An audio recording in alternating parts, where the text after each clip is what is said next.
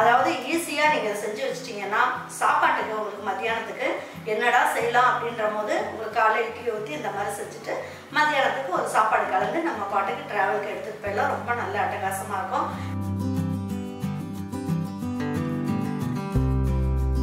இன்னைக்கு ஒரு சூப்பரான டேஸ்டான ஹெல்த்தியான எள்ளு பொடி தான் பண்ண போகிறோம்.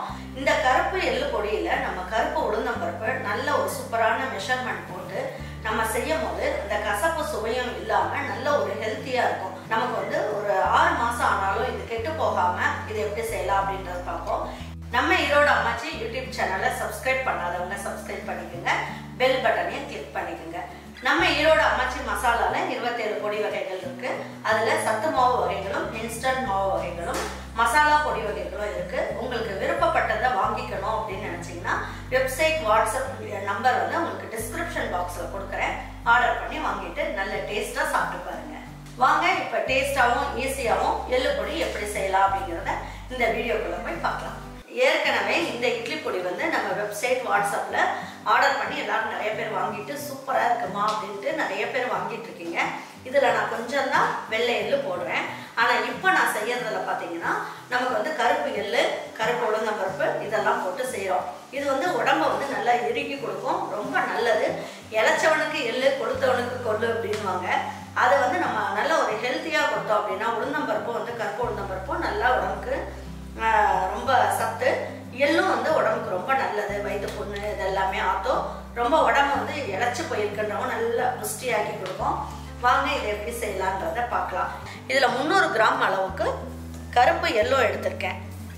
இது என்னதான் பேக்கிங்கில் வந்து க்ளீன் பண்ணி கொடுத்தாலும் நீங்கள் அதை நம்ப வேண்டாம். இதை வந்து என்ன பண்ணலாம், இதை தண்ணியில் ஊற்றி நல்லா அலசிடலாம்.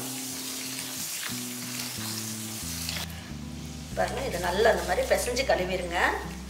அந்த கசப்பு சுவையும் இருக்காது. இதையும் என்ன பண்ணலாம், மேலால எடுத்து இந்த மாதிரி வடியில் போட்டுருங்க.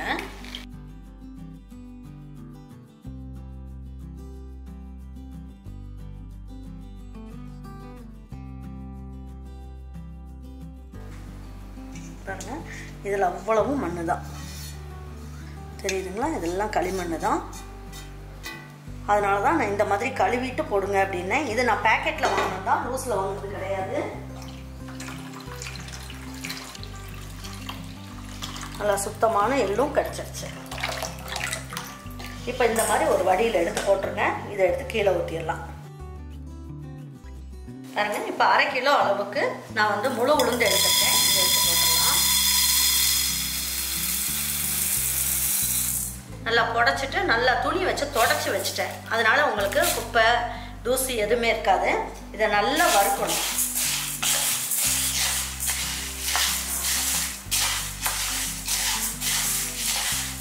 பாருங்க, இப்போ வந்து முதல் நல்லா கருகருன்னு இருந்தது. இப்போ பாருங்க நல்லா கொஞ்சம் ப்ரௌன் கலரில் மாறி இருக்கு. இட்லி பொடியை பொறுத்த வரைக்கும் உளுந்தம்பருப்பு எள்ளு இதெல்லாம் நல்லா மொறுன்னு வறுத்துடணும். அப்படி பண்ணிங்கன்னா தான் ரொம்ப நாளைக்கு கெட்டும் போகாது.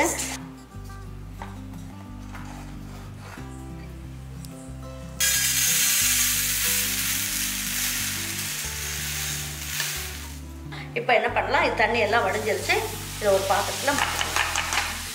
உங்களுக்கு சந்தேகம் இருக்கும், அம்மா என்னடா ஈரமாக போட்டு வறுக்கிறாங்களே எப்படி இருக்குமோ அப்படின்ட்டு. நீங்கள் யாரும் வந்து கவலைப்படாதீங்க. நல்லா மொறுன்னு வெடிக்க ஆரம்பிக்கிற வரைக்கும் இதை வறுக்கணும். ஒரு நிமிஷத்துலேயே இதில் இருக்க ஈரம் ஃபுல்லாக போயிடும்.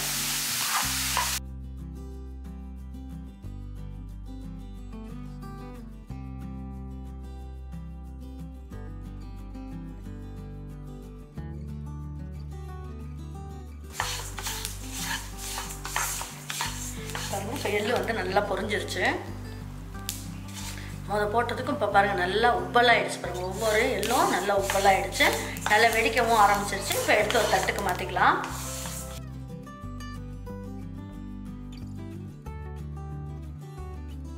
இப்போ பார்த்தீங்கன்னா இதில் வந்து 2 ஸ்பூன் அளவுக்கு பெருங்காயம் போட்டுக்கலாம்.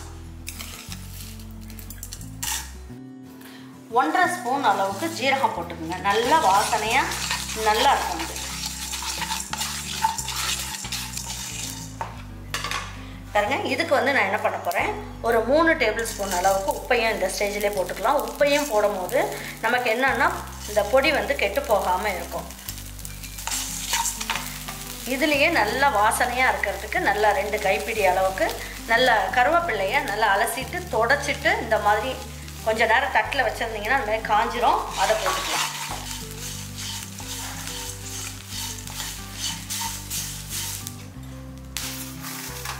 பாருங்க, இப்போ எல்லாமே நல்லா பொரிஞ்சிருச்சு. இதில் ஒரு 25 காஞ்ச மிளகாய் எடுத்து வச்சுருக்கேன். இதை போட்டுக்கலாம். இப்போ ஸ்டவ் ஆஃப் பண்ணிடுங்க.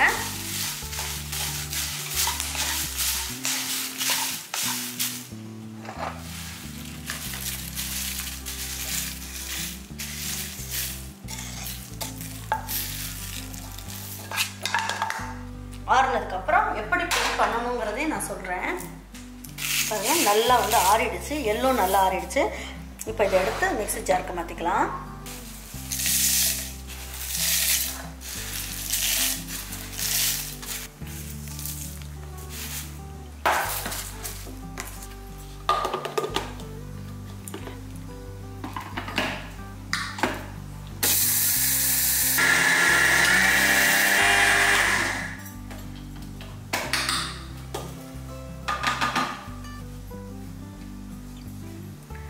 பொடி வந்து இட்லி பொடி வந்து ஒரு சிலருக்கு வந்து நல்லா நைஸாக இருந்தால் பிடிக்கும். ஒரு சிலருக்கு வந்து இந்த மாதிரி கொர கொரன்னு இருந்தால் பிடிக்கும்.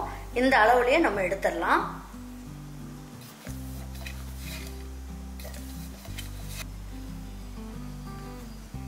இட்லி பொடி வந்து நல்லா இந்த அளவுக்கு நல்லா நரன்னு இந்த மாதிரி அரைச்சிக்குங்க. இப்படி அரைச்சாதான் நல்லாயிருக்கும். ஒரு சிலருக்கு வந்து ரொம்ப கொர கொரன்னு இருக்கணும். ஒரு சிலருக்கு இந்த மாதிரி இருக்கணும். பாருங்க, 1 ஸ்பூன் அளவுக்கு நம்ம எண்ணெய் ஊற்றிக்கலாம். 1/4 ஸ்பூன் அளவுக்கு கடுகு போட்டுக்குங்க. உளுந்தம்பருப்பு ஒரு 1/4 ஸ்பூனோட கம்மியாக போட்டுக்குங்க. கடலைப்பருப்பும் ஒரு 10 அளவுக்கு போட்டுக்குங்க. பாருங்கள், நல்லா பொரிஞ்சிருச்சு. இதில் வந்து நல்லா 3 டீஸ்பூன் அளவுக்கு வேர்க்கடலை போட்டுக்குங்க. வேர்க்கடலை போட்டிங்க அப்படின்னா பசங்க சாப்பிட்றதுக்கு ரொம்ப பிடிக்கும். இதுலேயே நமக்கு வந்து தேவையான அளவுக்கு முந்திரி பருப்பும் போட்டுக்கலாம். இதுலேயே ஒரு 3 காஞ்ச மிளகாய் எடுத்து வச்சுருக்கேன். இதையும் போட்டுருங்க. நான் விதையை எடுத்துகிட்டு வச்சுருக்கேன். நல்லா ஒரு 2 இனுக்கு அளவுக்கு கருவேப்பிலையும் எடுத்து வச்சுக்கலாம். வேர்க்கடலைக்கு தேவையான அளவுக்கு மட்டும் உப்பு சேர்த்துக்கோங்க. பாருங்க, டேபிள் ஸ்பூனில் 1 ஸ்பூன் அளவுக்கு நம்ம வந்து என்ன பண்ணலாம், இந்த பொடியை சேர்த்துக்கலாம். ஸ்லோவாக வச்சுருங்க அடுப்பை. பாருங்க, சாதம் வடித்த சாதம் இருந்ததுன்னா அதையும் நல்லா கையில் உதுத்து விட்டுட்டு போட்டு நம்ம இதில் கலந்துடலாம்.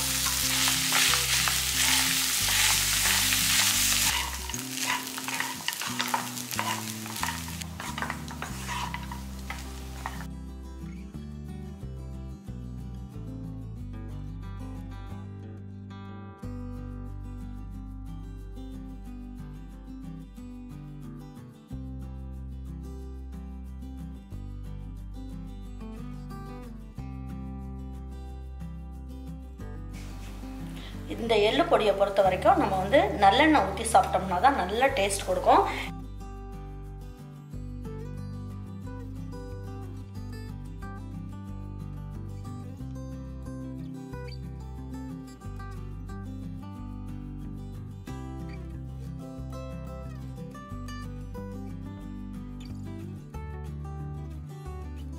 மாசமா இருக்கவங்க சாப்பிட வேண்டாம். அது மாதிரி ஓவர் ப்ளீடிங் இருக்கவங்களும் இந்த கருப்பு எள்ளு பொடி சாப்பிட வேண்டாம். ஏன்னா எள்ளு பொடி சாப்பிட்டா ப்ளீடிங் ஆகுது அப்படின்னு சொல்லுவாங்க. அதே வயசுக்கு வந்த பிள்ளைங்கெல்லாம் இதை நீங்க சாப்பிட்டீங்கன்னா வயிற்றுல இருக்க அழுக்கெல்லாம் வெளியில வந்துடும். அந்த அளவுக்கு ரொம்ப நல்லது. உடம்புக்கும் நல்ல வலிமையா இருக்கும். அதனால நான் வயசு பசங்கள்லாம் நல்லா தாராளமாக சாப்பிடலாம். ரொம்ப நல்லது. ஏன்னா உளுந்தம்பருப்பு கருப்பு உளுந்தம்பருப்பு போட்டிருக்கோம் அப்படிங்கிறதுனால வயசுக்கு வந்த பொண்ணுங்களுக்கு இதை நீங்கள் தாராளமாக செஞ்சு கொடுங்க. அதே நீங்கள் வந்து குழந்தை பிறந்துருச்சு அப்படின்னா நீங்கள் இந்த எள்ளு பொடி தாராளமாக சாப்பிடலாம். உடம்புக்கு நல்ல வலு, ரொம்ப டேஸ்டானது. அதாவது ஈஸியாக நீங்கள் செஞ்சு வச்சிட்டிங்கன்னா சாப்பாட்டுக்கு உங்களுக்கு மத்தியானத்துக்கு என்னடா செய்யலாம் அப்படின்ற போது உங்களுக்கு காலை இட்லி ஊற்றி இந்த மாதிரி செஞ்சுட்டு மத்தியானத்துக்கு ஒரு சாப்பாடு கலந்து நம்ம பாட்டுக்கு ட்ராவலுக்கு எடுத்துகிட்டு போயிடலாம். ரொம்ப நல்ல அட்டகாசமாக இருக்கும். இது வந்து உங்களுக்கு வேணும் அப்படின்னு நினச்சிங்கன்னா நம்ம வாட்ஸ்அப்பில் இன்னும் ஒரு வாரம் கழிச்சு உங்களுக்கு கிடைக்கும். இதே மாதிரி ஒரு பொடியை நான் சொன்ன மெத்தடில் நாங்களே அரைச்சிக்கிறோமா அப்படின்னா நீங்கள் இந்த மெஷர்மெண்ட்டில் அரைச்சி வச்சுக்கோங்க. ரொம்ப நல்ல டேஸ்ட்டாக சூப்பராக இருக்கும். இதே மாதிரி பொடியை உங்கள் வீட்டில் இருக்கவங்களுக்குலாம் செஞ்சு கொடுத்துட்டு அவங்களுக்குலாம் பிடிச்சிருந்ததுன்னா லைக் பண்ணுங்கள், ஷேர் பண்ணுங்கள், சப்ஸ்கிரைப் பண்ணுங்கள், மறந்துடாமல் கமெண்ட்ஸ் பண்ணுங்கள். தேங்க்யூ ஃபார் வாட்சிங் ஈரோடு அம்மாச்சி சமையல். தேங்க்யூ.